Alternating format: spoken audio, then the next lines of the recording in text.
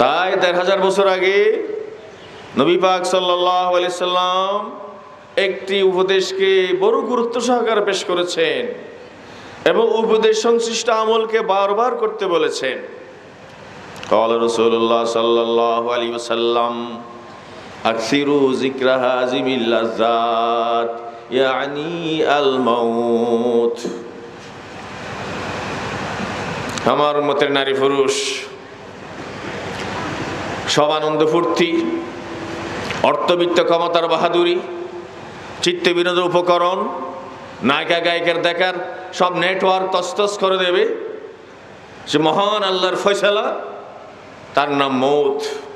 তার স্মরণ করো, আলোচনা করো, শিক্ষা ব্যবস্থায় সম্পৃক্ত করো, বারবার হৃদয় ফটে নিয়ে আসো, স্বীকার করো। আল্লাহ তাআলা অনেকবার বলেছেন, মহান আল্লাহর এই কথাটা ক্ষেত্রে বেশি প্রযোজ্য, আমাদের জন্য বেশি উপকারী। আল্লাহ বলেন 5 বছর 10 বছর 100 বছর, এটা কে বললো? আমি তোমাকে তো আজকে রাত্রে নিয়ে আসতে পারি, আগামীকাল ফজর তো তোমার আখারা শুরু হয়ে যাবে। কোন পরাশক্তি তোমাকে রক্ষা করবে? সূরা হাশর 18 নম্বর আয়াত। বিসমিল্লাহির রহমানির রহিম। ইয়া আইয়ুহাল্লাযীনা আমানুত্তাকুল্লাহ ওয়াল তানজুর নাফসুম মা কদ্দামাত লিগাদ। হে ঈমানদার নারী পুরুষ, আমিত্ব ছাড়ো,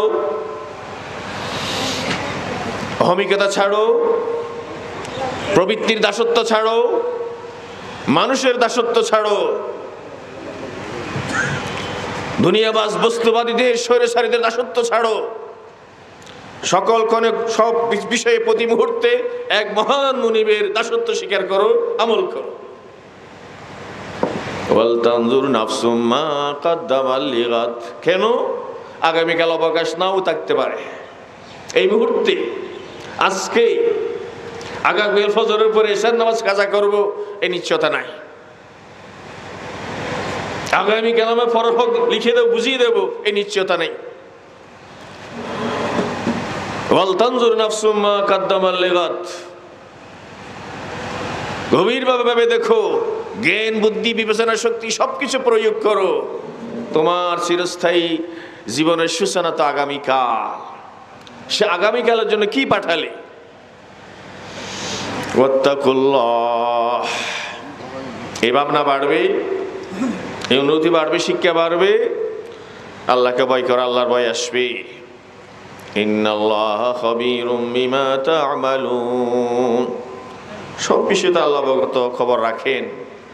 সম্মানিত উপস্থিতি, এই ভাবনার অভাব, চর্চার অভাব বলেই মুসলমান চাল চলনে স্বভাবে বলতে গেলে আমাদের দেখেও লজ্জা পায়। ইহুদি খ্রিস্টান ইবলিসও হাসে, কেমন মুসলমান, কিভাবে এটা বেপরোয়া হতে পারে, কিভাবে আগুন বক্ষণ করতে পারে, কোটি লক্ষ লক্ষ কোটি মানুষের রিজিক কেমনে টানাটানি করতে পারে, কেমনে এত জ্ঞান বুদ্ধি নিয়ে কেমনে স্বপ্নকে আসল জীবন মনে করতে পারে।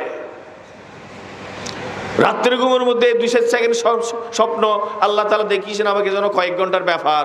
ঘুম ভাঙলে দেখলাম না, আমার ঘুম ধরছে 5 মিনিট আগে, আমার বিছানায় আমি আসছি। আর এই স্বপ্ন যখন, কত স্বপ্নের মধ্যে কোনো শিল্পপতি হলাম, মন্ত্রী হলাম, কিছু হলাম, খুব মনে মনে খুশি হয়ে গেলাম, ঘুম থেকে উঠেই খুশি থেকে উঠতেছি। এরকম বেকুব, এটা কি মানুষ হতে পারে?